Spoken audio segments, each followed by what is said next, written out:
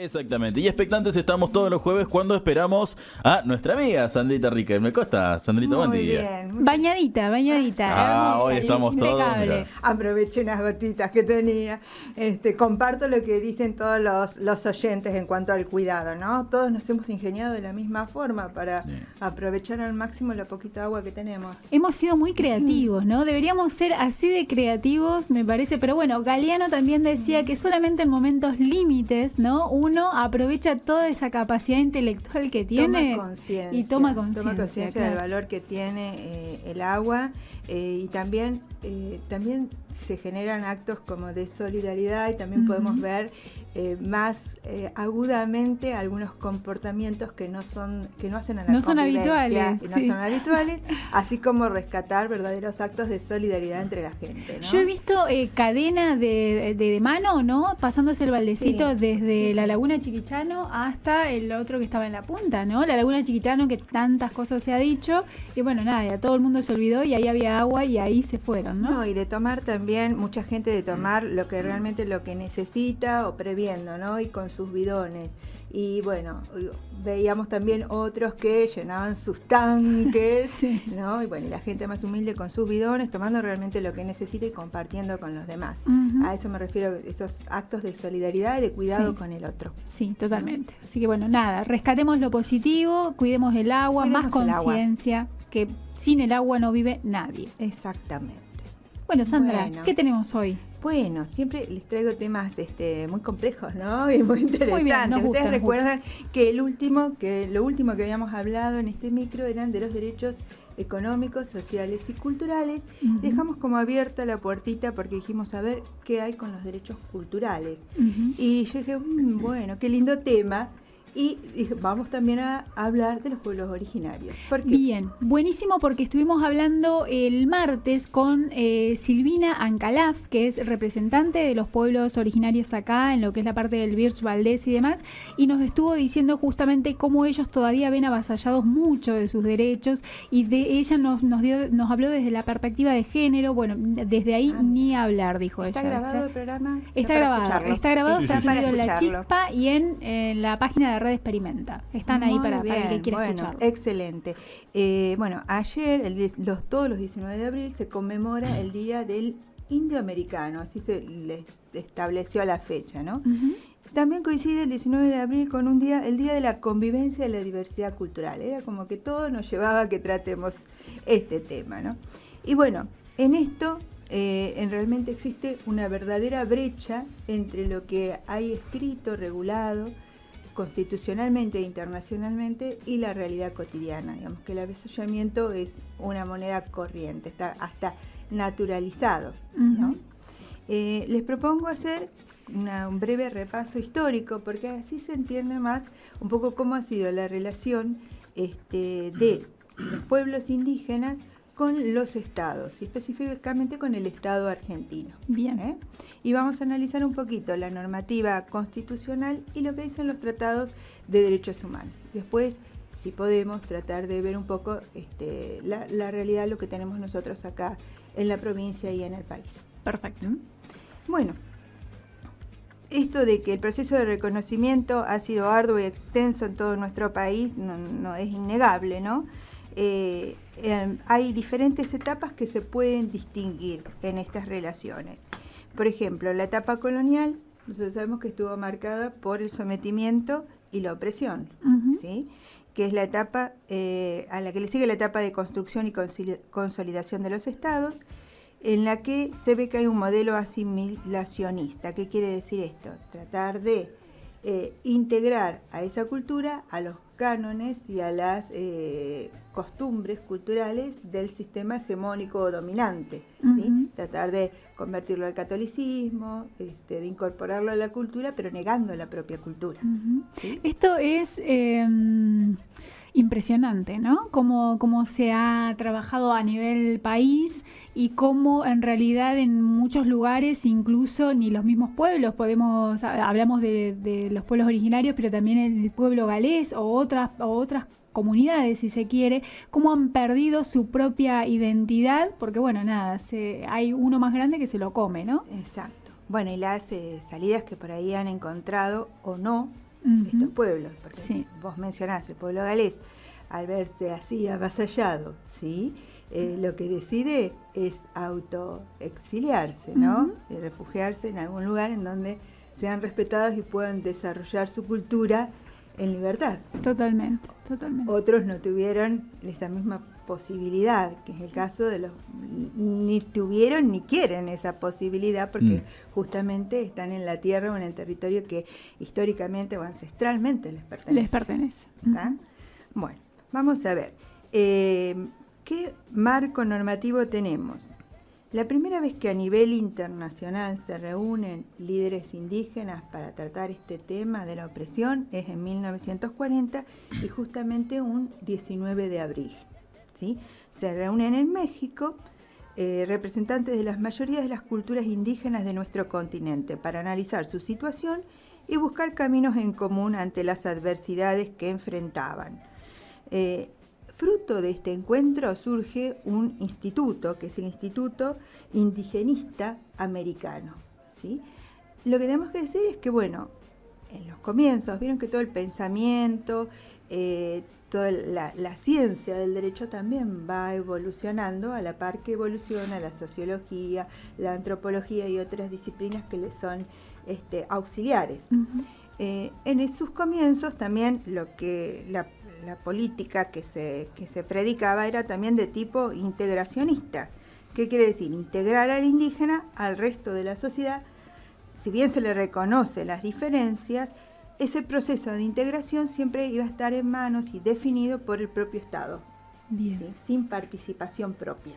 Bien. Estamos hablando de 1940. Sí. En 1957, y acá vamos a volver a hablar de otro organismo internacional del que ya hablamos en la charla anterior, que es la Organización Internacional del Trabajo, ¿sí? Se reúnen también líderes indígenas, integrantes de comunidades originarias, y de esa reunión surge el Convenio 107, ¿sí? Que por primera vez trata las cuestiones indígenas y lo va a tratar desde el marco de la explotación laboral, ¿sí? Porque estaban sometidos a los trabajos más duros, más precarios, peores pagos, explotados, ¿sí? Entonces por eso lo toma la Organización Internacional del Trabajo. Y miren una cosita, una de las conclusiones más importantes de dicho estudio afirmó que la causa de esa precariedad radicaba en el despojo territorial sufrido a lo largo de los siglos. Entonces, un organismo del trabajo se da cuenta de que tiene que traspasar las barreras de lo estrictamente laboral para tratar la problemática indígena y tratar el derecho a la tierra. Esto es un antecedente importante porque es la primera vez que un organismo internacional toma estos temas. Bien. Yo siempre me preguntaba, en mis años de estudiantes, cuando hablábamos del convenio 169, del que voy a hablar después, de la Organización Internacional del Trabajo, ¿por qué estos temas estaban ahí, en ese ámbito, ubicados? ¿No? Como que no correspondía al área. Claro, no era del área. Incluso una vez lo conversábamos con un profesor y me dice, vos sabés que yo también. Bueno, descubrí ahora, ¿sí? Buscando el material, reestudiando un montón de cosas, que bueno, que en los primeros momentos los organismos internacionales no tomaron estas inquietudes, estos reclamos o esta participación. Porque dijeron, bueno, somos todos iguales, somos todos, esto es la universalidad de los derechos humanos para todos, y no lo tomaron como una temática especial.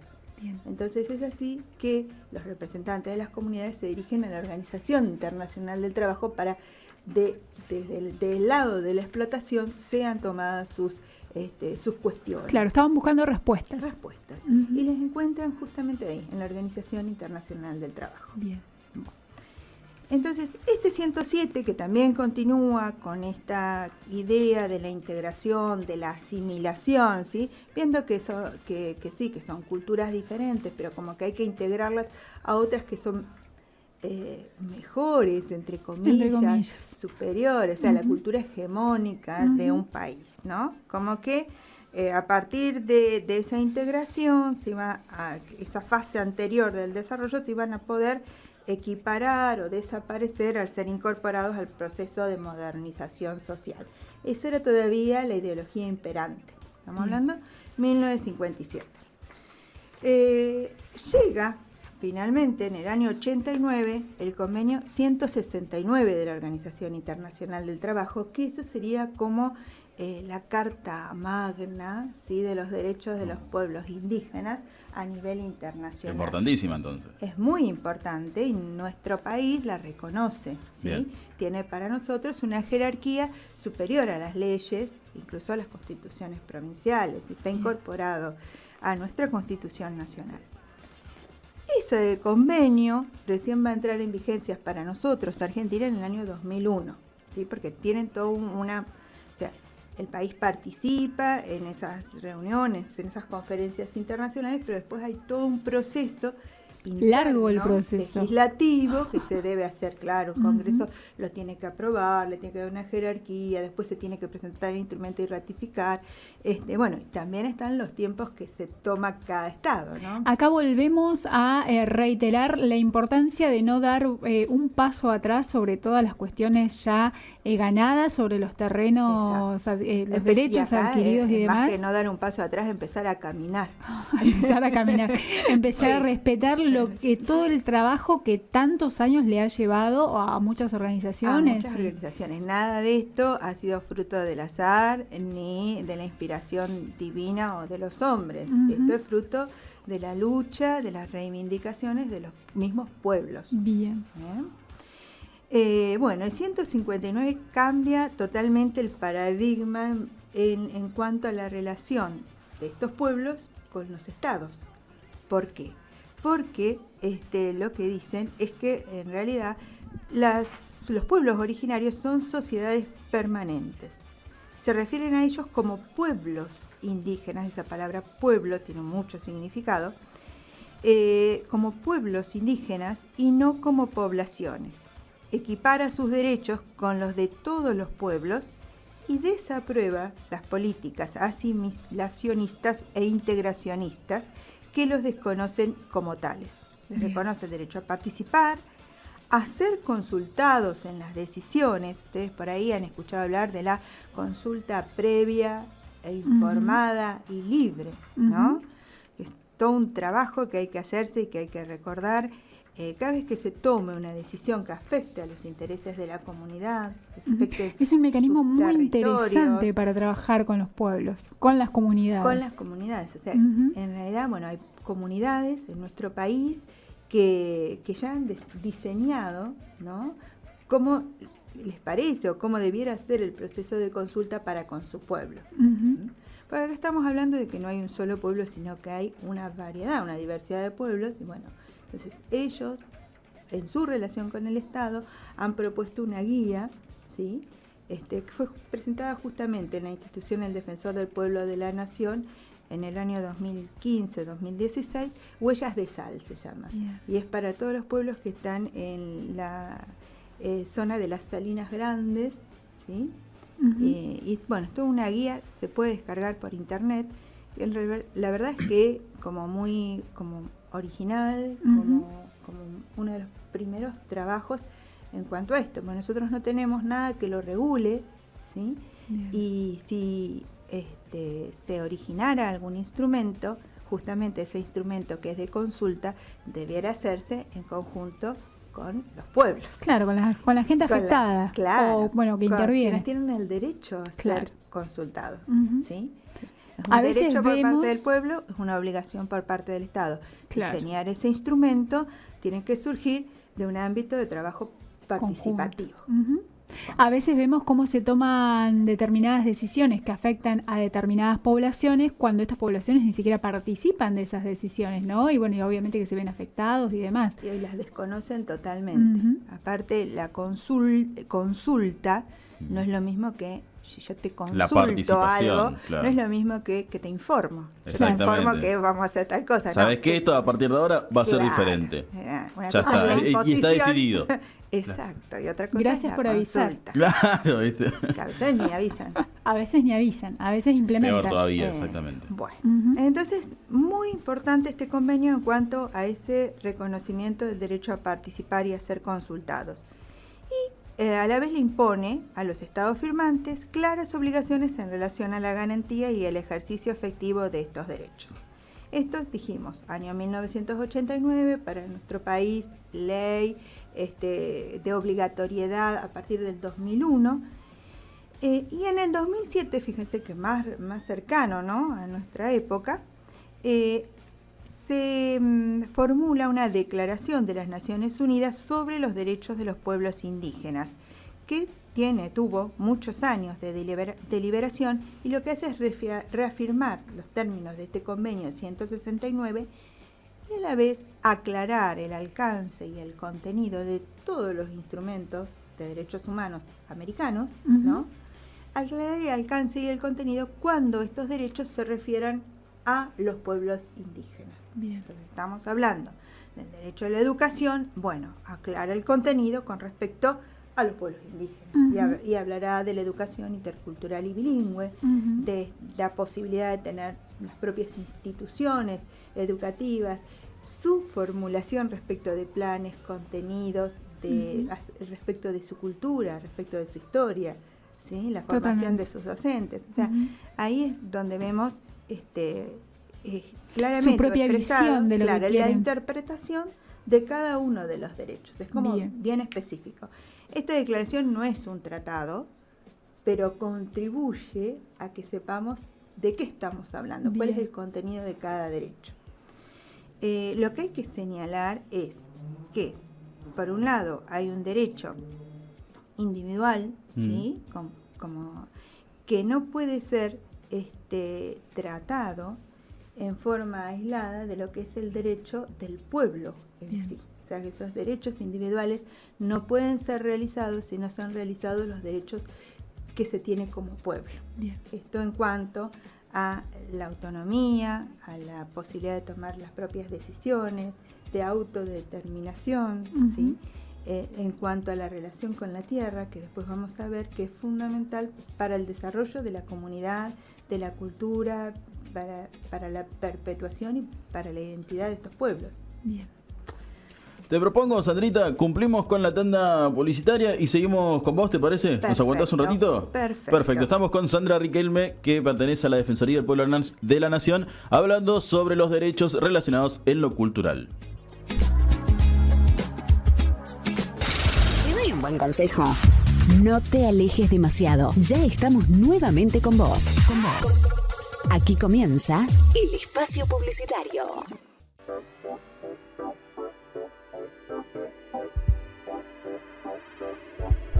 Pasaba entonces la tanda publicitaria en la mañana de Del Dicho al Hecho, y como te anticipábamos, era solamente un pequeño corte, así que te tenemos todavía, Sandrita, con nosotros. Bueno, acá estamos. Justo habíamos terminado entonces con lo que era la normativa a nivel internacional. Habíamos Exactamente. visto como antecedente el convenio 107, después mejorado y revisado por el convenio 169 de la Organización Internacional del Trabajo, más próximo en el 2007 la Declaración de las Naciones Unidas. Y bueno, lo que tengo que decir es que estos instrumentos, sobre todo la declaración y el convenio 169, constituyen el cuerpo normativo más sólido e importante sobre los derechos de los pueblos originarios y, bueno, abren la puerta a la construcción de sociedades verdaderamente interculturales. Y estos lineamientos promovieron y fueron considerados en las reformas constitucionales, como por ejemplo la nuestra en 1994. Bien. Vamos a ver ahora cómo fue el proceso de reconocimiento en nuestro país, en la Argentina. Dijimos ya que en la época colonial la relación no fue una relación de las mejores, ¿no? De pares, sino de sometimiento. De sometimiento. Estuvo caracterizada por la opresión, la explotación, desplazamiento, sustitución de la cultura, de la religión, eliminación, aballecimiento. Todo lo que... Palabritas, Palabritas muy fuertes, fuerte, ¿no? fuerte. Sí. Vale la pena repetirlas, ¿no? Esto de la memoria también es significativo para los pueblos. Un poquito más adelante, pasada la época de la colonia, en los primeros instrumentos revolucionarios, nosotros ahí vemos que hay un reconocimiento de los pueblos. Nuestros próceres, San Martín. San Martín, ¿sí? Eran Nuestros caudillos. muy visionarios, San Martín, Belgrano, Moreno, cuando decían que en realidad quienes debían, por lo menos, ser parte de la dirección de este nuevo país, debían ser los pueblos originarios, que eran los dueños de estas tierras, ¿no? Exactamente.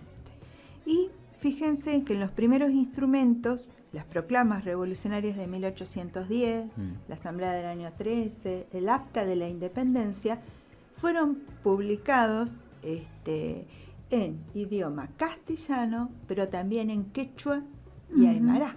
Entonces, eso nos está dando una señal de que había un reconocimiento de los pueblos indígenas como integrantes de lo que se estaba formando, de lo que se estaba gestando.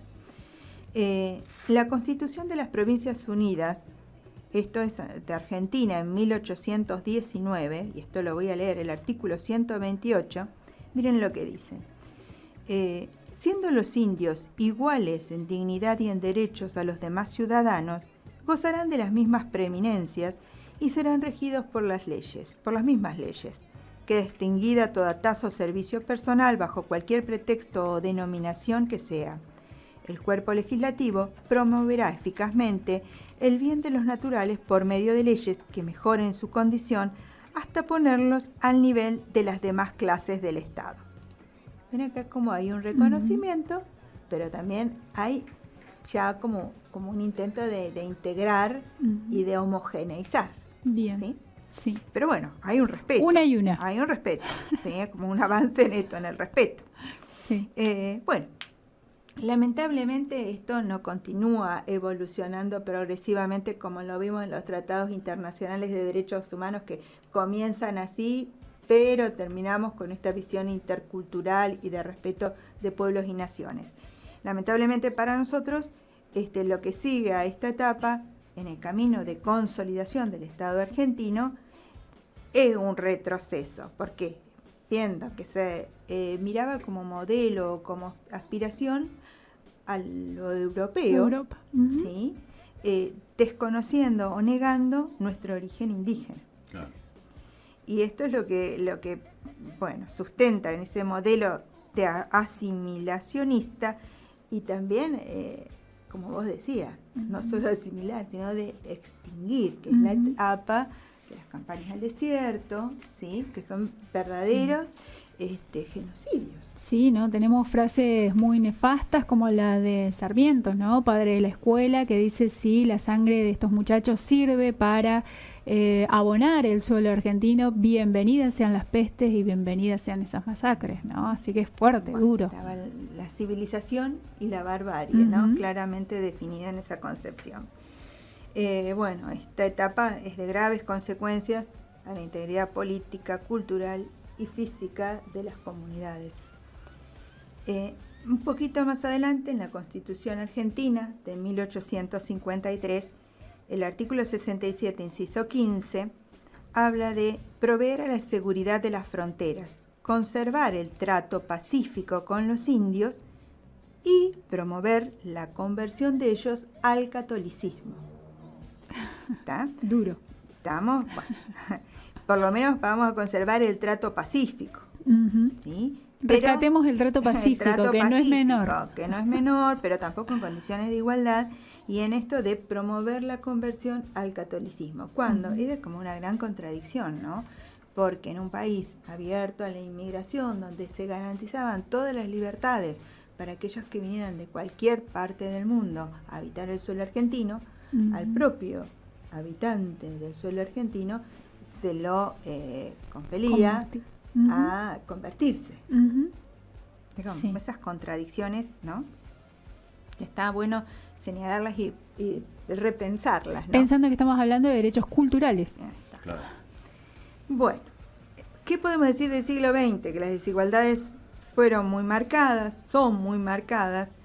Si bien el principio es el de igualdad ante la ley, no pudo No se ve concretarse, traducido. claro, no pudo La vida concretarse diaria. el respeto a la propiedad Sí. del territorio indígena, ¿sí? Que difiere de lo que es el concepto que nosotros tenemos occidental de la propiedad. ¿Sí? Nosotros pensamos cuando hablamos de propiedad en el territorio o en el terreno cercado con algún tipo de paredón o alambrado. Exacto. Ellos cuando piensan en su propiedad y como lo piensan en forma conjunta y demás como pueblo, no tienen cercos, no tienen ese tipo de parámetros para hablar de propiedades, ¿no? Establecen una relación muy profunda, ¿no? Con la tierra y con su territorio, ¿sí? Que es el que se utiliza para realizarse como pueblo, porque no solo implica vivir, sino también toda su producción económica, también todo lo que tiene que ver con sus rituales, con sus prácticas religiosas. El agua, los recursos naturales, como parte integrante de un todo, ¿no? Del que se pertenece y al que se respeta, al que se cuida y al que se venera. Tiene toda una cosmovisión que incluye a la tierra y al territorio como parte constitutiva y fundamental. Sin la tierra, sin el territorio, no se pueden realizar ni como pueblo, ni mucho menos mantener o transmitir su cultura o su identidad. Mirá la importancia en lo que vos decís, ¿no? Con respecto a la tierra, ¿no? Esa, en vez de la propiedad, bueno, nosotros hemos tenido en nuestra provincia, ¿no? Con, bueno, la LOF de la parte de la cordillera y demás, que justamente lo que están reclamando es una parte mínima que pertenece a una propiedad de alguien más, que en su momento, bueno, que es discutible de la manera en que se ha apropiado de toda esa extensión de terreno, pero que a ellos los obliga a condicionarse en un espacio muy chico, sin el acceso al agua, sin la posibilidad de desarrollarse como comunidad, como pueblo, ¿no? Quien lo escucha de afuera dice, bueno, ¿qué estamos hablando? ¿De 2, 3 hectáreas? No se habla solamente de 2 o 3 hectáreas, sino que se habla del desarrollo integral de toda una cultura en función de la supervivencia de un pueblo. De la supervivencia de un pueblo. Supervivencia. Ojalá implique también el desarrollo, pero hoy de lo que estamos hablando lamentablemente es de sobrevivir como pueblo. Vamos a continuar porque ahora vamos a ver de dónde recién se reconoce estos derechos, y es en la Constitución de 1994. Entonces, lo que estamos hablando hoy, siempre como repito lo mismo, no es ficción, no es poesía. Es historia. Es historia por un lado, y yo lo que estoy leyendo ahora son párrafos de las constituciones. Claro. O sea, de la ley fundamental. No es algo que esté inventando yo. No, ni opiniones, ni nada. Ni una opinión. Estamos diciendo el proceso histórico por un lado, y lo que está cómo establecido. está escrito en los tratados internacionales, en los convenios internacionales y en la Constitución. Que no es menor. No, por Dios. Que no, gracias es la base fundamental y angular de nuestra vida en sociedad. Marco jurídico fundamental. Bueno. Llegamos a la Constitución argentina reformada en 1994, que es lo vigente, lo actual, ¿sí? ¿Qué dice el artículo 75, inciso 17, en cuanto a las facultades del Congreso? Reconocer la preexistencia étnica y cultural de los pueblos indígenas argentinos. Preexistencia étnica y cultural.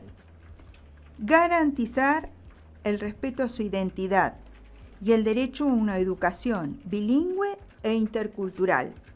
Reconocer la personería jurídica de sus comunidades y la posesión y propiedad comunitaria de las tierras. Vuelvo a leer. Posesión y propiedad comunitaria de las tierras que tradicionalmente ocupan. Regular la entrega de otras aptas y suficientes para el desarrollo humano. Ninguna de ellas será enajenable, transmisible ni susceptible de gravámenes o embargos. Asegurar su participación en la gestión referidas a sus recursos naturales y los demás intereses que los afectan.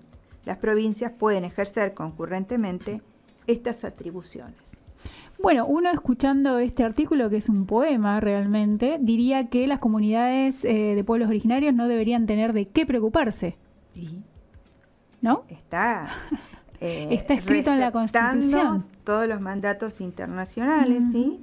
Reconociendo preexistencia étnica y cultural, reconociendo el respeto, el derecho a la identidad, el derecho a la educación, Esto de reconociendo la posesión y la propiedad comunitaria de las tierras, la gestión, la participación en la gestión de los recursos. Bueno, la verdad es que este artículo debiera ser como operativo. Totalmente. Lástima que no se da en la realidad.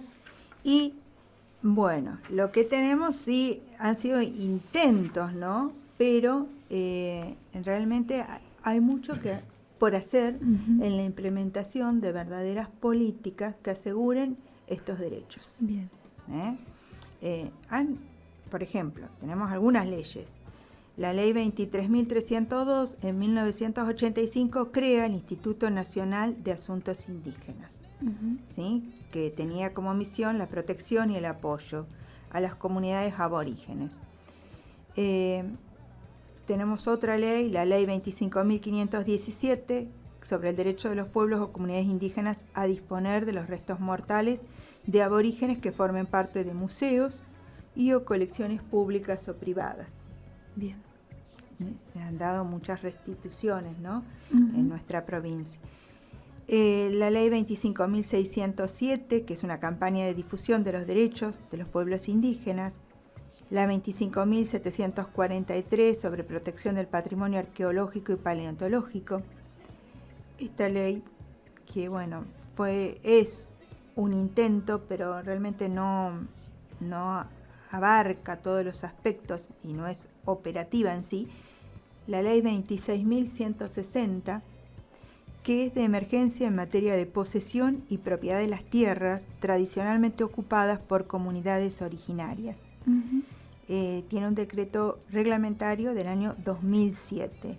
Esto, en teoría, lo que aseguraría es que los pueblos originarios que tradicionalmente ocupan un espacio, por ninguna razón deberían ser quitados de allí, ¿no? Exacto. Expulsados de allí. En realidad lo que establece es un periodo de emergencia.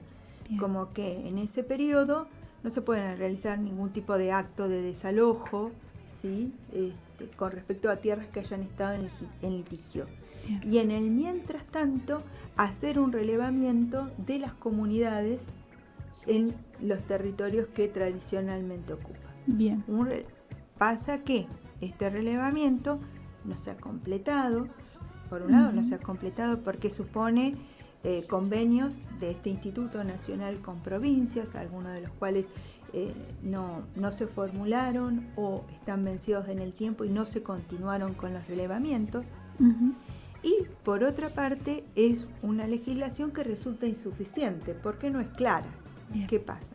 Yo leo la Constitución, entonces me dice la posesión de las tierras y propiedad de las tierras que tradicionalmente ocupan. Me pareciera que por estar ahí, estar relevado, ya tengo un título con respecto a ese territorio. Por más que no tenga un título de propiedad, claro, como convencionalmente lo conocemos. Claro, eso es lo que yo entiendo o lo que se entendería, pero realmente la ley no lo estipula así. Bien. ¿Sí? Entonces, como que no están claras las reglas del juego. Sí, la ley dice que se suspenden desalojos, que no obstante eso han seguido ocurriendo y por otro lado que se hace relevamiento. Lo que no está claro es cómo sigue eso después. Bien.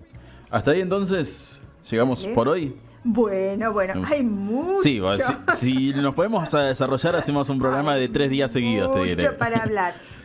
Pero bueno, dejar la inquietud en que para el próximo programa sería interesante contar con la voz de algún integrante de un pueblo de nuestra comunidad. Bien. ¿Sí? Así que bueno, vamos a hacer las gestiones para ver si podemos conseguir que sea justamente la propia voz la que se exprese a través de estos micrófonos y que llegue directamente a los oyentes, ¿sí?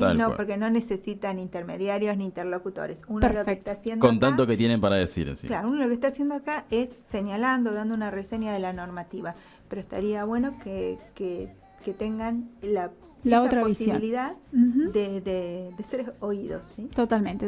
Muchísimas gracias, Sandra, por estar acá como cada jueves. Te doy un buen consejo. No te alejes demasiado. Ya estamos nuevamente con vos. Aquí comienza